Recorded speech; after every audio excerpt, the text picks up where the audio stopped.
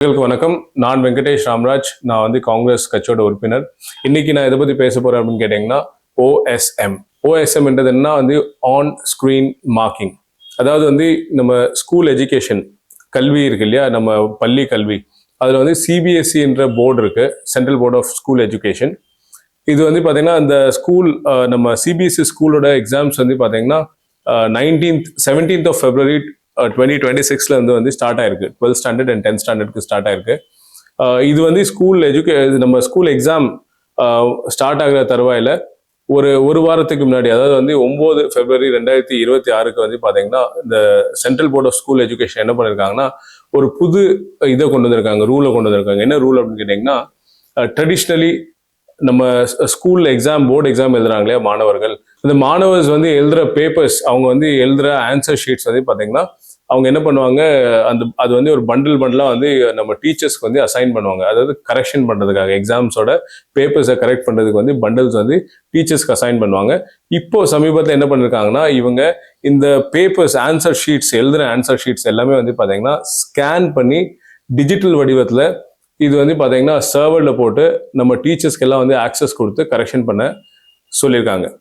So இப்போ இங்கே என்ன பிரச்சனை அப்படின்னு கேட்டிங்கன்னா, நிறைய மாணவரோட பேரண்ட்ஸ் அவங்களாம் வந்து பார்த்தீங்கன்னா அவங்க கூட டிஸ்கஸ் பண்ணும்போது அவங்க என்ன சொல்கிறாங்கன்னா, சரி இந்த மாதிரி ஆன் ஸ்க்ரீன் மார்க்கிங் வந்து இப்போ கொண்டு வந்தது தவறு.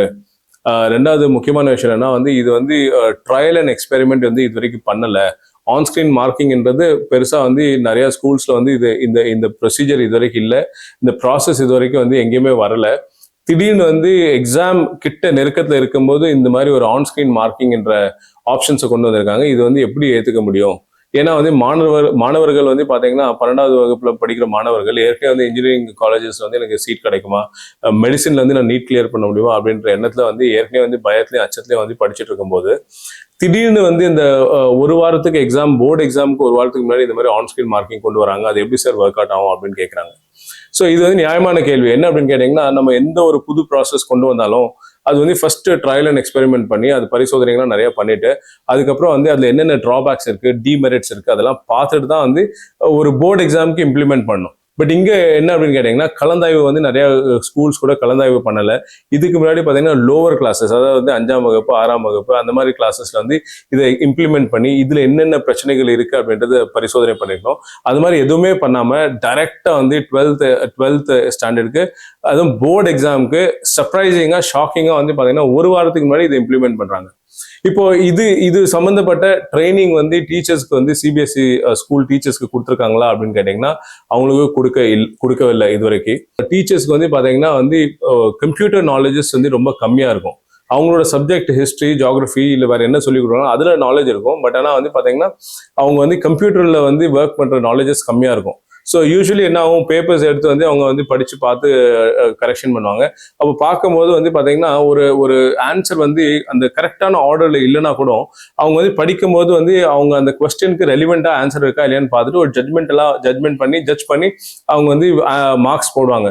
பட் இப்போ என்ன ஆகும்னு கேட்டிங்கன்னா, டிஜிட்டல் ஃபார்மில் இருக்கும்போது ஏற்கனவே வந்து பார்த்தீங்கன்னா இந்த எழுதுற ஆன்சர்ஸ்லாம் பார்த்தீங்கன்னா ஸ்கேன் பண்ணதுக்கு அப்புறம் அதோட குவாலிட்டி வந்து ரொம்ப கம்மியாயிரும். அப்போ வந்து அந்த குவாலிட்டியில அதை பார்த்து கண்டுபிடிக்கிறது கஷ்டமா இருக்கும். ஏன்னா வந்து அதில் கையால் எழுதுன ஹேண்ட் ரைட்டிங். இப்போ நீங்கள் வந்து டைப் பண்ண வேர்ட்ஸ் லெட்டர்ஸ் இருந்தால் உங்களுக்கு ஈஸியாக பார்த்து அண்டர்ஸ்டாண்ட் பண்ண முடியும். பொதுவாக பேப்பர்லேயே வந்து கையால் எழுதுன வந்து பார்த்து அண்டர்ஸ்டாண்ட் பண்ணி புரிஞ்சுக்கிறது கஷ்டமா இருக்கும். அதுவும் வந்து பார்த்தீங்கன்னா ஸ்கேன் பண்ணிட்டோம் அப்படின்னு சொன்னால் அது ஸ்கேன் பண்ணும்போது இன்னும் குவாலிட்டி ரொம்ப குறைஞ்சிரும். அப்போ என்ன அப்படின்னா வந்து அந்த நம்ம எதிர்பார்க்கிற அந்த பேட்டர்ன்ல வந்து அந்த ஆன்சர் எழுதப்படலை அப்படின்னு சொன்னா கண்டிப்பா மார்க்ஸ்ல வந்து ரொம்ப ஸ்ட்ரிக்டா மார்க்ஸ் போட வேண்டிய ஒரு நிலை உருவாகும். கம்ப்யூட்டர்ல ஆட்டோமேட்டடா வந்து மார்க்ஸ் கால்குலேட் பண்ணும்போது ஒரு ஸ்டூடெண்ட் வந்து 1600க்கு ஒரு 1180 வாங்குற இடத்துல வந்து 1140 1130 அப்படின்னு சொல்லிட்டு கிட்டத்தட்ட 30-40 மார்க்ஸ் வந்து குறையிறதுக்கான வாய்ப்புகள் கண்டிப்பா இருக்கு. இதுக்கப்புறம் பாத்தீங்கன்னா ஒரு டீச்சர் வந்து ஒரு பேப்பரை வந்து கரெக்ட் பண்றாங்கன்னா அவங்க என்ன பார்ப்பாங்கன்னா வந்து மொத்த பேப்பர் வந்து எந்த ஆர்டர்ல எழுதிருக்காங்க, என்ன மாதிரி ப்ரெசன்டேஷன் பண்ணிருக்காங்க, என்னென்ன டயக்ராம்ஸ் யூஸ் பண்ணிருக்காங்க, இதெல்லாம் வந்து பார்த்துட்டு அவங்க வந்து ஓவரால் ஒரு ஸ்டூடெண்டோட இம்ப்ரெஷனை கிரியேட் பண்ணி அதை பேஸ் பண்ணி வந்து மார்க்ஸ் கொடுப்பாங்க. இப்போ என்ன அப்படின்னு கேட்டீங்கன்னா, உங்களுக்கு வந்து டீச்சர்ஸ்க்கு வந்து உங்க ஸ்கிரீன்ல பார்க்கும்போது ஒரு கொஸ்டின், அந்த கொஸ்டினுக்கான ஆன்சர் தான் கிடைக்கும். அதே மாதிரி டயக்ராம்ஸ்லாம் பார்த்தீங்கன்னா நிறைய டயக்ராம்ஸ் வந்து பார்த்தீங்கன்னா ஸ்கேன் பண்ணியிருந்தாங்கன்னா அங்கே என்னென்ன வந்து குறிப்பிடப்பட்டிருக்கு, என்னென்ன காம்பனன்ட்ஸ் இருக்கு அப்படின்றது பார்த்து தெரிஞ்சு அண்டர்ஸ்டாண்ட் பண்றது கொஞ்சம் கஷ்டமாகும். அது இல்லாம பாத்தீங்கன்னா டீச்சர்ஸ்க்கு வந்து இந்த டிஜிட்டல் மோட்ல கம்ப்யூட்டர்ல வந்து கரெக்ஷன் பண்ற எக்ஸ்பீரியன்ஸ் இல்லாததுனால அவங்க தொடர்ந்து வந்து 3 மணி நேரம் 4 மணி நேரம் வந்து கம்ப்யூட்டர்ல ஒர்க் பண்ணீங்கன்னா அவங்களுக்கு கண்டிப்பா வந்து ஒரு பெரிய ஸ்ட்ரெஸ் உருவாகும்.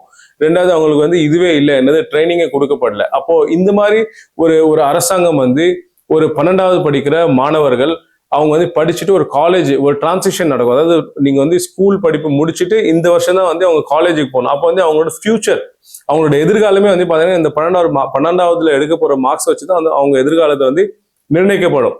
அப்போ இந்த மாதிரி இந்த மாதிரி ஒரு 12வது படிக்கிற பசங்களுக்கு ஒரு ஒரு என்ன சொல்றது, அட்வான்ஸா வந்து எந்த ஒரு இன்ஃபர்மேஷனும் கொடுக்காம, ஒரு நோட்டீஸ் கொடுக்காம, இந்த மாதிரி ஒரு ஷாக்கிங்கா வந்து ஒரு போர்டு எக்ஸாமுக்கு ஒரு வாரத்துக்கு முன்னாடி இந்த மாதிரி ஆன் ஸ்கிரீன் மார்க்கிங் கொண்டு வருது கண்டிப்பா ஏத்துக்க முடியாது அப்படின்னு சொல்லிட்டு நிறைய பேரண்ட்ஸ் வந்து, பெற்றோர்கள் வந்து பாத்தீங்கன்னா இது வந்து ஒரு குறையாவும் ஒரு புலம்பலா சொல்லிட்டு இருக்காங்க.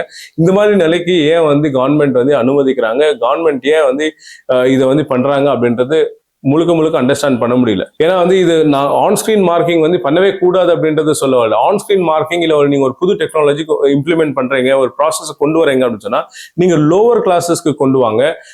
இந்த போர்டு எக்ஸாம் இல்லாம வந்து ஃபர்ஸ்ட் வந்து இந்த unit test, half yearly exams, third semester அந்த மாதிரி நீங்க கொண்டு வந்துட்டு ஒரு 1 or 2 years நல்லா அது வந்து ட்ரையல் அண்ட் எக்ஸ்பெரிமெண்ட் பண்ணிட்டு டீச்சர்ஸ்க்கு கன்வீனியன்டா இருக்கா, டீச்சர்ஸ்க்கு வந்து அடிக்குவேட்டா ட்ரைனிங் கொடுத்துருக்கா, டெக்னாலஜிஸ் ஒர்க் ஆகுதா, இன்டர்நெட் ஃபெசிலிட்டிஸ் அவைலபிளா இருக்கா, அப்போ வந்து இந்த கொஸ்டின்ஸ்லாம் வந்து ஆன்சர் ஷீட்ஸ்லாம் வந்து ப்ராப்பரா லோட் ஆகுதா, அவங்களால வந்து எஃபிஷியண்டா ஹேண்டில் பண்ண முடியுதா, இந்த மாதிரி விஷயங்கள் எதுவுமே வந்து செக் பண்ணாம நைட்டோட நைட்டா முடிவு பண்ணி, அதுவும் வந்து 12th எக்ஸாம் போர்டு எக்ஸாம் எழுதுற ஸ்டூடெண்ட்ஸ்க்கு திடீர்னு வந்து ஒரு வாரத்துக்கு முன்னாடி கொண்டு வரது வந்து கண்டிப்பா வந்து ஒரு நெகட்டிவ் இம்பாக்ட் வந்து அவங்களோட லைஃப்ல உருவாகும். என்னதான் வந்து மாணவர்கள் வந்து நல்ல பர்ஃபார்ம் பண்ணியிருந்தா கூட அவங்க பர்ஃபார்ம் அதாவது அவங்க எக்ஸாம் எழுதுறதுக்கு முன்னாடி வந்து ஏற்கனவே வந்து எல்லாருமே ஒரு மன அழுத்தத்துல இருக்காங்க.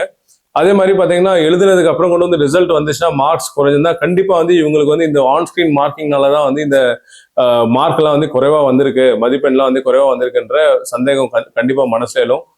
அதனால வந்து கவர்மெண்ட் வந்து கண்டிப்பா இந்த வருஷம் இந்த முன்னெடுப்பை வந்து கைவிட்டுட்டு முதல்ல வந்து இந்த ஆன் ஸ்கிரீன் மார்க்கிங் வந்து லோவர் கிளாஸ் ஸ்டூடெண்ட்ஸ்ட வந்து ட்ரை பண்ணி ஒரு 2 years வந்து இதை எக்ஸ்பெரிமெண்ட் பண்ணிட்டு அதுக்கப்புறம் வந்து இந்த ஆன் ஸ்கிரீன் மார்க்கிங் வந்து 12th ஸ்டாண்டர்ட் ஸ்டூடெண்ட்ஸ் கொண்டு வரணும். அதுவும் டைரக்டா போர்டு எக்ஸாம் கொண்டு வரக்கூடாது.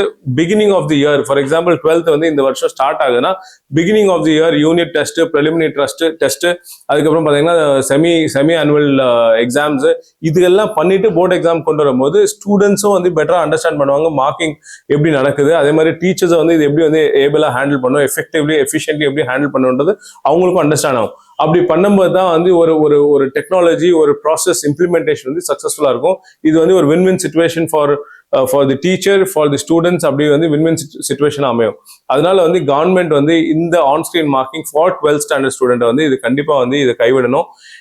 இந்த வீடியோ வந்து மாணவர்களோட பெற்றோரோ வந்து இந்த வீடியோவில் நீங்க பார்த்துட்டு இருக்கீங்கன்னா நீங்க உங்களோட ஒரு ப்ரிஷியஸான கமெண்ட்டை வந்து தயவுசெய்து வந்து இதுல எழுதுங்க. அது இல்லாமல் இந்த வீடியோ பிடிச்சிருந்தா லைக் பண்ணுங்க. அண்ட் இந்த காணொலியை பார்த்ததுக்கு ரொம்ப நன்றி.